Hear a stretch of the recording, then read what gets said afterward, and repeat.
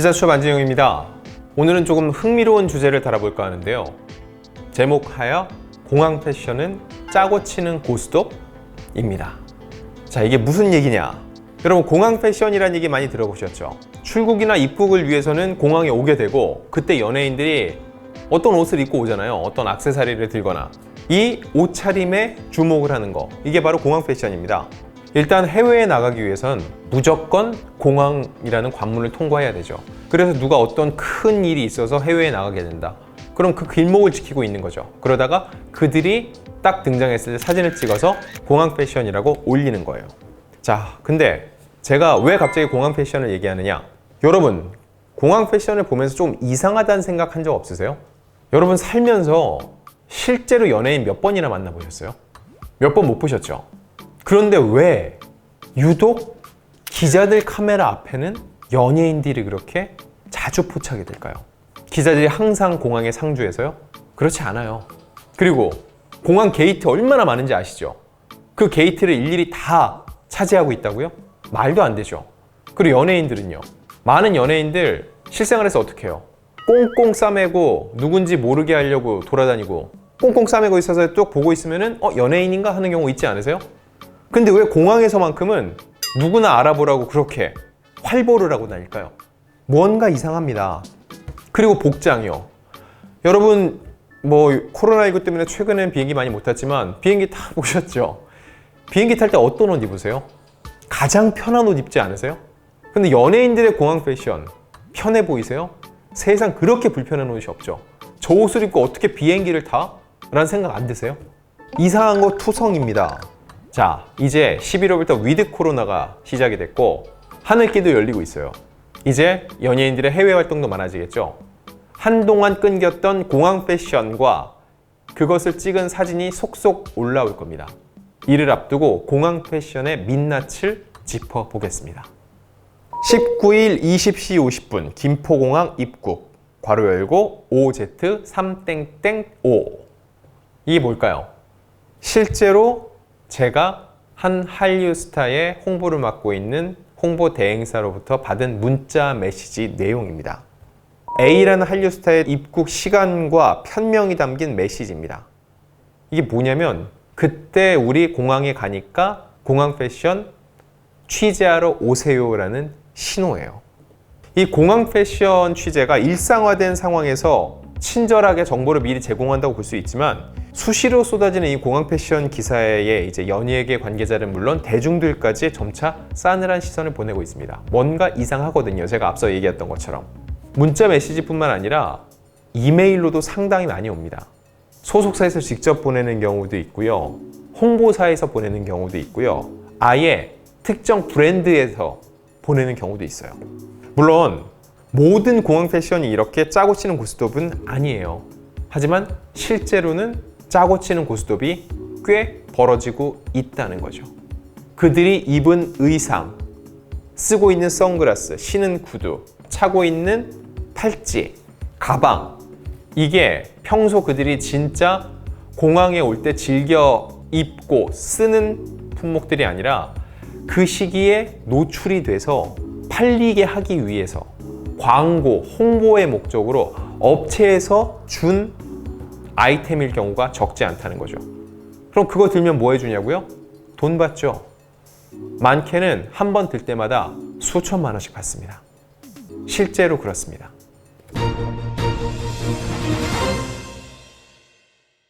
자, 그럼 공항 패션의 시작은 언제였을까요? 언제 시작이다 단정지어 말할 수 없지만 제 기억으로는요, 결혼 후 해외 신혼여행을 떠나는 연예인들 모습을 찍은 게 시작이었던 것 같아요.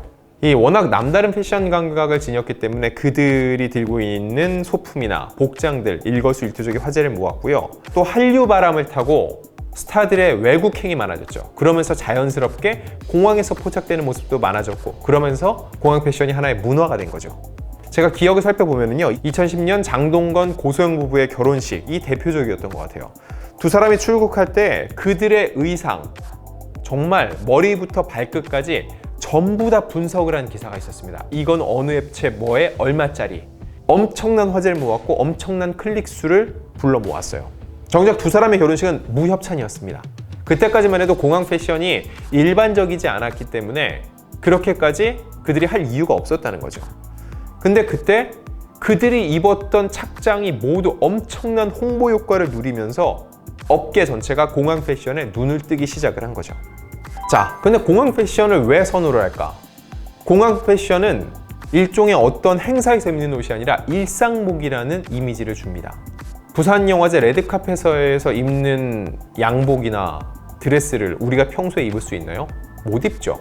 그런데 공항 패션은 일상복이기 때문에 우리도 멋진 아이템을 시도해 볼 수 있다라는 일종의 친근감을 주는 거예요. 그 배경에는 이건 광고가 아닙니다라는 게 깔려 있는 거예요. 자, 문제는 본질이 흐려지고 있습니다.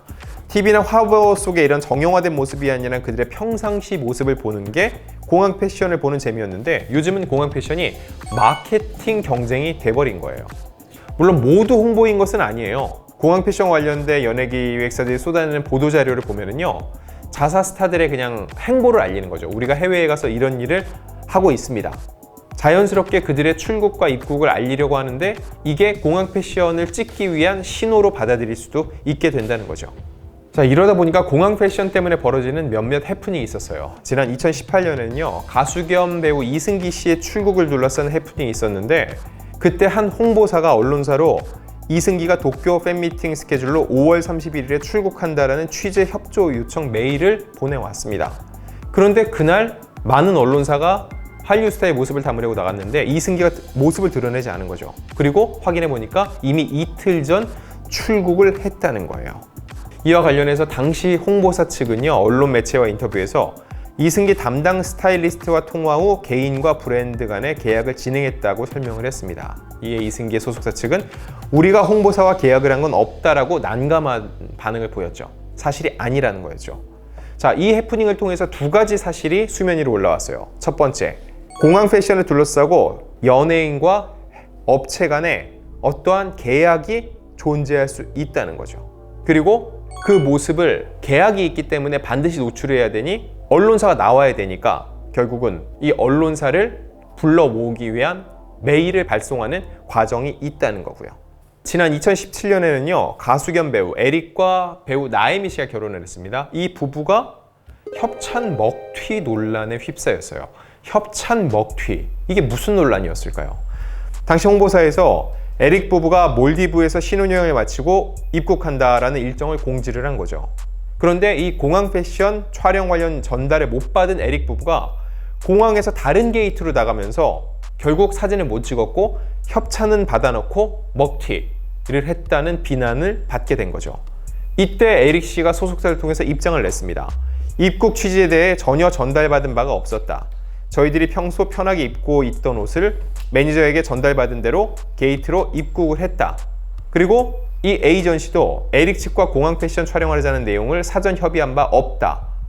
혹시 이 의상을 착용할 수도 있다는 가능성을 염두에 두고 자연스럽게 노출하고자 입국 일정을 체크해 매체에 정보를 공유했다고 해명을 했습니다. 결국 에릭과 어떤 약속이 있었던 것은 아닌데 그래도 홍보하는 자신들의 브랜드를 에릭이 입고 입국할 수도 있으니까 에릭이 언제쯤 들어옵니다라고 알렸다라는 건데, 물론 일어날 수 있는 해프닝이지만 결론적으로 볼 때 공항 패션을 통해서 홍보를 하고 이득을 취하려는 행태가 벌어진다는 것은 알려지는 그런 계기가 됐다는 겁니다.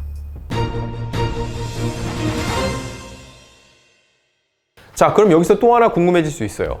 자, 그런 식으로 기획사와 브랜드 간의 계약을 통한 공항 패션, 이거를 찍어서 올려주지 않으면 홍보가 안 될 텐데 왜 언론사에서는 그 사진을 찍어서 올리냐라고 궁금해할 수 있어요.